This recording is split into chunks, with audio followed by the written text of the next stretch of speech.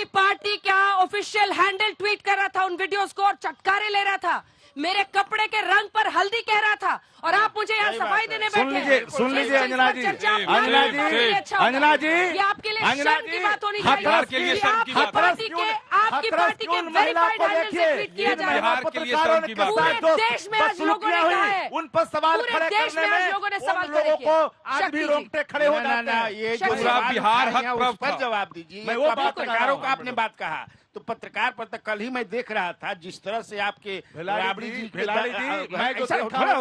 भिलाड़ी जी मैंने भी कल से देखा है एक नया जो वर्जन डेवलप किया है। इसके पहले जो आगे क्या होगा थी वो चीजें जो बढ़ी है आपकी पार्टी ने वेरीफाइड हैंडल से ट्वीट किया है, इसलिए आप हाथ ना धोएं इससे। ये आप ट्रेलर दिखा रहे हैं, संभालना बड़ा मुश्किल है। आपको बहस पे वापस आते हैं, बहस पे वापस आते हैं। आपको अगर ईमानदारी है तो आपको माफी मांगनी चाहिए इस तरह के बर्ताव के लिए। आपकी पार्टी के वेरीफाइड हैंडल्स ने उसका मजा लेने की कोशिश की है। नहीं, मैं ये भी कहना चाहता हूँ, सुन लीजिए, आपको संभालना पड़ेगा। मुझे पता है कि रात में इस बिहार में आपके इस गठबंधन के बाद कहाँ फायरिंग हुई है, ये भी मैं कई जगहों पे पत्रकार हुआ, पत्रकारिता करता हूँ। संभालना पड़ेगा, बड़ा मुश्किल होगा। वापस इशू पर आते हैं। ये नैरेटिव बिहार में नहीं चलेगा। वापस इशू पर आते हैं। ये नैरेटिव आप लोगों ने बना दिया है, तलवारबाजियां नहीं चलेगी, सड़कों पर गुंडागर्दियां नहीं होगी। ये तो पहला दिन दिख रहा है। मजहब के नाम पर कोई पहले दिन दिख रहा है, उस पर अगर देश के लोग चुप रहेंगे वो भी नहीं, वो भी सवाल खड़ा होगा। वो भी हो रहा है। मैं तो सुन लीजिए, आदमी आदमी में सवाल यहाँ सी वोटर के सवाल पर है। सवाल यहाँ सामने खड़ा है। अंजना जी हमारे इलाके की हैं, हमारी मिट्टी की हैं, हमारी मिट्टी में उत्पन्न लिए, हमको गौरव है। देश जानता है इनको, हम इनको निश्चित तौर पर सम्मान करते हैं सबसे ज्यादा। और इससे ज्यादा आप जान लीजिए, मैं जहां से आता हूं ये ननिहाल भी उनका वही है, वह भी हमारा कहीं न कहीं इनसे रिश्ता जोड़ता है। और मैं चूंकि आज जो डिबेट का मुख्य मुद्दा है, मुद्दे पर आते हैं, हम उस मुद्दे पे आते हैं। सी वोटर में लोकप्रियता का सवाल सी वोटर पर। अब तो आप लोग सब साथी बैठे हैं, सब साथी बैठे, निपटा लीजिए। आपको ये खा जाएंगे, निगल जाएंगे। एक सेकंड अभी दो बीजेपी के लोग बोल रहे थे, आप चुप थे। हम जब बोल रहे हैं तो आपने कहा सवाल सप्लीमेंट्री, आपके सप्लीमेंट्री से उनके वक्तव्यों का मैंने अवलोकन किया रविशंकर जी का।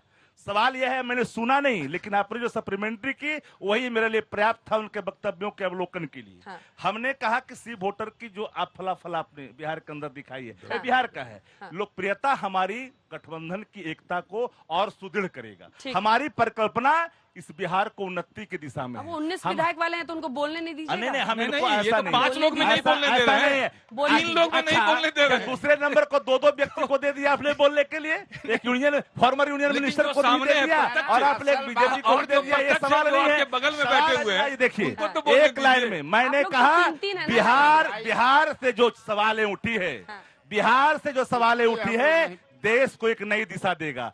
देश रोजगार चाहता है। 410 रुपए के सिलेंडर की कीमत पर सड़कों पर उतर करके हाय तौबा मचाने वाले लोग आज 1140 पर चुप्पी साध रहे हैं। बिहार आपके 2 करोड़ रोजगार की बात करने पर आज लोग चुप्पी साधे हैं। लेकिन हमने जो वचन दिया है उन वचनों पर कायम तेजस्वी जी बोलते हैं, तेजस्वी प्रसाद यादव जी आगे बढ़ेंगे। सीमित संसाधन हमारे हैं, आप क्या करिए।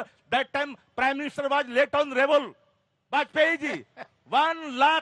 1,89,000 करोड़ का हम लोगों ने प्रस्ताव दिया था। ये क्या हुआ? भारतीय जनता पार्टी ने कभी नहीं किया। आज हमारे इनके भारतीय जनता पार्टी के ये live part of the government Bihar के अंदर में सुशील मोदी जी ने फर्जी आंकड़े जो प्रस्तुत किया देश के सामने, उसका खमियाजा बिहार को भुगतना पड़ा, हमें वंचित होना पड़ा बिहार के अंदर में। अंजना जी, कांग्रेस पार्टी के नजरिए से देखिए तो महागठबंधन में आके आपके लिए फायदे का सौदा दिखाई दे रहा है ये बिहार में। देखिए ऐसा है कि फायदा सिर्फ बिहार में कांग्रेस पार्टी को नहीं बल्कि पूरे बिहार की जनता और पूरे देश के आवाम को है। जो सच्चाई है और जो अभी जो आपने आंकड़े दिखाए, आपने उसमें कांग्रेस का नहीं जोड़ा। अगर वो जोड़ती तो आपको ये भी समझ में आ जाता है बिल्कुल कि ये जो आप दिखा रही हैं कि 14, 15 या 5 या 7 सीट आएंगे, वो भी घट के और नीचे आएगा, जो शक्ति यादव जी ने हमारे कहा।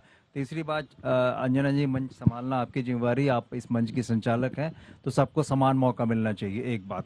और ये बता दें कि जो वर्तमान में बिहार की जो परिस्थिति है, ये बिहार की परिस्थिति, ये आगाज है, ये पूरे देश के लिए परिवर्तन, जैसा कि शक्ति जी ने कहा कि इसकी लहर पैदा हुई है और ये कब्रगाह साबित होगा। मैं बार बार दोहरा रहा हूं, भारतीय जनता पार्टी का उनको समझ में आ जाएगा कि सांप्रदायिक ताकतों को साथ में लेके चलना का क्या अंजाम होता है। और जिस तरह से आप जो भारतीय जनता जिस तरह से जय श्री राम का नारा तो हम भी लगाते हैं, जय श्री राम का नारा तो हम भी लगाते हैं, इसमें क्या दिक्कत है आपको समझना पड़ेगा। नहीं जय श्री राम का नारा, लेकिन हम ऑल इंक्लूसिव पॉलिटिक्स करते हैं, हम बात विभाजन की राजनीति नहीं करते हैं, हम डिविसिव पॉलिटिक्स नहीं करते हैं, हम डिविसिव पॉलिटिक्स नहीं करते हैं, बांटने की राजनीति नहीं करते हैं।